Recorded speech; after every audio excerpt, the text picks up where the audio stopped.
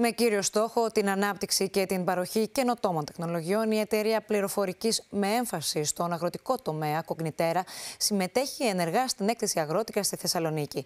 Η εταιρεία επίσης παρουσίασε τη νέα της ψηφιακή πλατφόρμα, η οποία διασυνδέει τη γεωργία με την επιστήμη και στην τεχνολογία.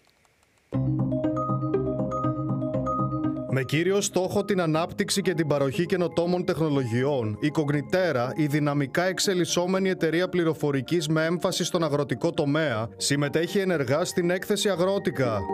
Στο πλαίσιο της διεθνούς έκθεσης, η εταιρεία διοργάνωσε ειδική εκδήλωση στο συνεδριακό κέντρο Χελέξπο, με τη συμμετοχή επιστημόνων, καθηγητών και εκπροσώπων του κλάδου των αγροτών. Η εταιρεία Κογνιτέρα είναι μια εταιρεία ψηφιακής τεχνολογίας που εισαγάγει καινοτόμα προϊόντα στον αγροτικό χώρο, προκειμένου να διευκολύνουν τους Έλληνες αγρότες να υλοποιήσουν τις υποχρεώσεις τους μέσα στα πλαίσια της νέας ΚΑΠ και να καθιστούν τους εαυτούς τους δικαιούχους των ευεργετικών προγραμμάτων που υπάρχουν μέσα σε αυτό το πλαίσιο.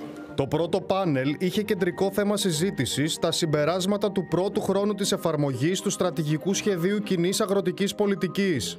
Δεν υπάρχει γεωργία στον κόσμο χωρίς στήριξη. Οι λόγοι είναι ευνόητοι.